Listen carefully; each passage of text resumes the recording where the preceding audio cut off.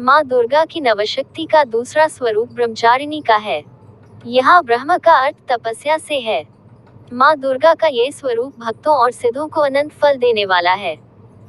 इनकी उपासना से तप, त्याग, वैराग्य, सदाचार और संयम की वृद्धि होती है। ब्रह्मचारिणी का अर्थ तप की चारिणी यानी तप का आचरण करने वाली। देवी का ये रूप पूर्ण ज्योतिर्मय और अत्यंत भव्य है। इस देवी के दाएं हाथ में जप की माला है और बाएं हाथ में ये कमंडल धारण किए हैं। पूर्वजन्म में इस देवी ने हिमालय के घर पुत्री रूप में जन्म लिया था और नारद जी के उपदेश से भगवान शंकर को पति रूप में प्राप्त करने के लिए घोर तपस्या की थी।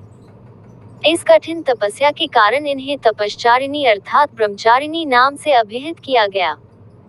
1000 वर्ष तक इन्होंने केवल फल फूल खाकर बिताए और 100 वर्षों तक केवल जमीन पर रहकर शाप पर निर्वाह किया। कुछ दिनों तक कठिन उपवास रखे और खुले आकाश के नीचे वर्षा और धूप के घोर कष्ट सहे। 3000 वर्षों तक टूटे हुए बिल्व पत्र खाए और भगवान शंकर की आराधना करती रही। इसके बाद तो उन्होंने सूखे बिल्व पत्र खाना भी छोड़ दिए। कई हजार वर्षों तक निर्जल और निराहार रहकर तपस्या करती रही। पत्तों को खाना छोड़ देने के कारण ही इनका नाम अपर्णा नाम पड़ गया। कठिन तपस्या के कारण देवी का शरीर एकदम क्षीण हो गया।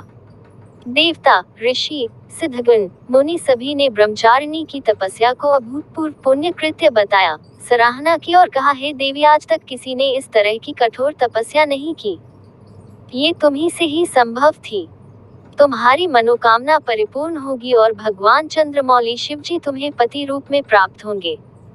अब तपस्या छोड़कर घर लौट जाओ। जल्द ही तुम्हारे पिता तुम्हें बुलाने आ रहे हैं। इस देवी की कथा का सार यह है कि जीवन के कठिन संघर्षों में भी मन विचलित नहीं होना चाहिए। माँ ब्रह्मचारिणी देवी की कृपा से सर्व सिद्धि प्राप्त होती है। दुर्गा पूजा के दूसरे दिन देवी के इसी स्वरूप की उपासना की जाती है।